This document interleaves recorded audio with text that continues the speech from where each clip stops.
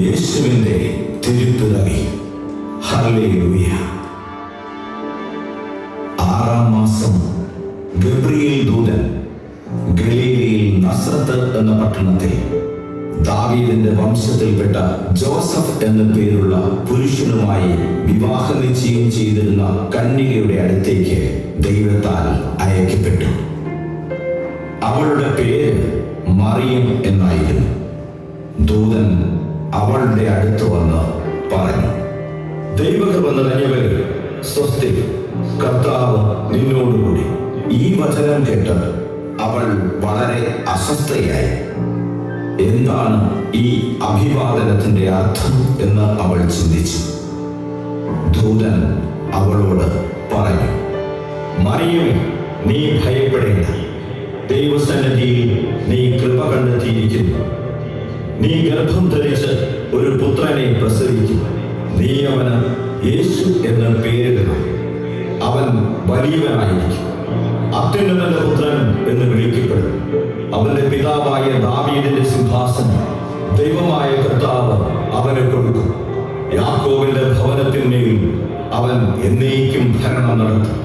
അവന്റെ രാജ്യത്തിന് അവസാനം ഉണ്ടാവുകയില്ല. മറിയം ദൂതത്തോട് പറഞ്ഞു, ഇതെങ്ങനെ സംഭവിക്കും? ഞാൻ പുരുഷനെ അറിയുന്നില്ലല്ലോ. ദൂതൻ മറുപടി പറഞ്ഞു, പരിശുദ്ധാത്മാവ് നിന്റെ മേൽ വരും. അത്യുന്നത ശക്തിയാൽ ജനിക്കാൻ പോകുന്ന ശിശു പരിശുദ്ധൻ ദൈവപുത്രൻ എന്ന് വിളിക്കപ്പെടും. ഇതാ, നിന്റെ ചാർച്ചക്കാരി വൃദ്ധയായ എലിസബത്ത് ഒരു പുത്രനെ ഗർഭം ധരിച്ചിരിക്കുന്നു. അവൾക്ക് ഇപ്പോൾ 6-ാം മാസമാണ്. ദൈവത്തിന് ഒന്നും അസാധ്യമല്ല. മറിയം പറഞ്ഞു, ഇതാ കർത്താവിന്റെ ദാസി, നിന്റെ വാക്ക് എന്നിൽ നിറവേറട്ടെ. അപ്പോൾ ദൂതൻ അവളുടെ മുമ്പിൽ നിന്ന് മറഞ്ഞു. അതേസമയം ജോസഫ് താനുമായി വിവാഹ നിശ്ചയം ചെയ്യപ്പെട്ടിരുന്ന മറിയം ഗർഭിണിയാണെന്ന വാർത്ത അറിഞ്ഞു. അവളുടെ ഭർത്താവായ ജോസഫ് നീതിമാനാകിയാലും അവളെ അപമാനിതയാക്കാൻ ഇഷ്ടപ്പെടാതെയാലും അവളെ രഹസ്യമായി ഉപേക്ഷിക്കാൻ തീരുമാനിച്ചു.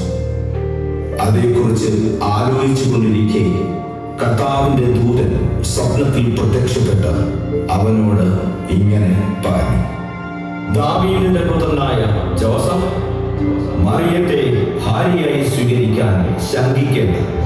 അവൾ ഗർഭം ധരിച്ചിരിക്കുന്നത് പരിശുദ്ധാത്മാവിനാണ്. നീ അവന് യേശു എന്ന് പേരിടണം. അവൻ തന്റെ ജനത്തെ പാപങ്ങളിൽ നിന്ന് മോചിപ്പിക്കും. അവൻ ഇമ്മാനുവേൽ എന്ന് വിളിക്കപ്പെടും. അവൻ സ്വപ്നത്തിൽ നിന്ന് ഉണർന്ന് മറിയത്തെ ഭാര്യയായി സ്വീകരിക്കാൻ തീരുമാനിച്ചു. അക്കാലത്ത് ലോകമാസകലമുള്ള ജനങ്ങളുടെ പേര് എഴുതി ചേർക്കണമെന്ന് അഗസ്റ്റസ് സീസറിൽ നിന്നും കൽപ്പന പുറപ്പെട്ടു. പേരെഴുതിക്കാനായി ഓരോരുത്തരും താന്താങ്ങളുടെ നഗരങ്ങളിലേക്ക് പോയി. ജോസഫ് ദാവീദിന്റെ കുടുംബത്തിലും വംശത്തിലും പെട്ടവനായതിനാൽ പേരെഴുതിക്കാനായി ഗർഭിണിയായ മറിയത്തോടുകൂടി അവിടേക്ക് യാത്രയായി. അവർ അവിടെ ആയിരിക്കുമ്പോൾ അവൾക്ക് പ്രസവ സമയം അടുത്തു. സത്രത്തിലൊന്നും അവർക്ക് സ്ഥലം ലഭിക്കായികയാൽ അവൾ യേശുവിന് ബേത്ലഹേമിലെ കാലിക്കൂട്ടിൽ ജന്മം നൽകി. ആ പ്രദേശത്തെ വയലുകളിൽ ആടുകളെ രാത്രി കാത്തുകൊണ്ടിരുന്ന ഇടയന്മാർ ഉണ്ടായിരുന്നു.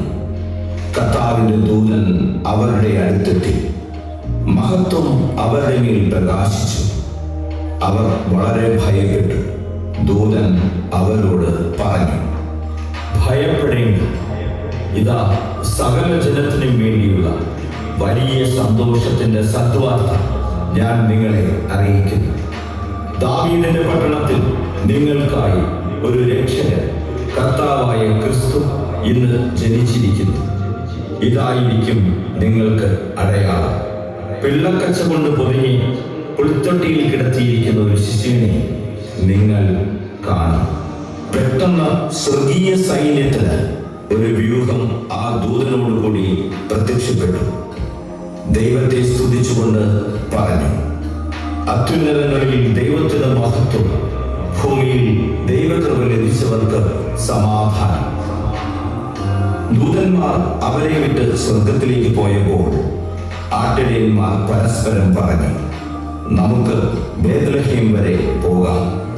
കർത്താവ് നമ്മെ അറിയിച്ച ഈ സംഭവം നമുക്കും കാണാം. അവർ അതിവേഗം പോയി മറിയത്തെയും ജോസഫിനെയും പുൽത്തൊട്ടിയിൽ കിടക്കുന്ന ശിശുവിനെയും കണ്ടു. യേശുവിനെ കുറിച്ച് തങ്ങളോട് പറയപ്പെട്ട കാര്യങ്ങൾ മറ്റുള്ളവരെ അറിയിച്ചു. കേട്ടവരെല്ലാം തങ്ങളോട് പറഞ്ഞ സംഗതിയെക്കുറിച്ച് അത്ഭുതപ്പെട്ടു. തങ്ങളോട് പറയപ്പെട്ടതുപോലെ കാണുകയും കേൾക്കുകയും ചെയ്ത കാര്യങ്ങളെക്കുറിച്ച് മഹത്വപ്പെടുത്തുകയും ചോദിക്കുകയും ചെയ്തുകൊണ്ട് തിരിച്ചുപോയി. ഹേറോദോസ് രാജാവിന്റെ കാലത്ത് യൂദയായിലെ ബേത്ലഹേമിൽ യേശു ജനിച്ചപ്പോൾ പൗരസ്ത്യ ദേശത്തു നിന്നും ജ്ഞാനികൾ യൂദയായിലെത്തി. അവർ കിഴക്കു കണ്ട നക്ഷത്രം നോക്കി യാത്രയായി. നക്ഷത്രം അവർക്ക് മുന്നിൽ നീങ്ങിക്കൊണ്ടിരുന്നു. അത് ശിശു കിടക്കുന്ന സ്ഥലത്തിന് മുമ്പിൽ വന്നു നിന്നു.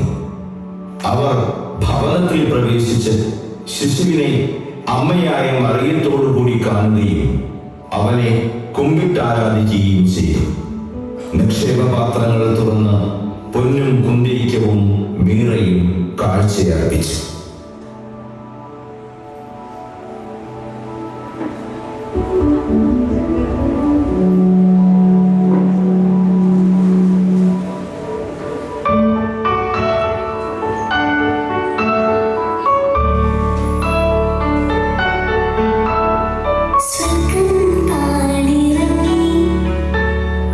മാതാവിൻ മടിയിലുറങ്ങി വാനിലെ താരകൾ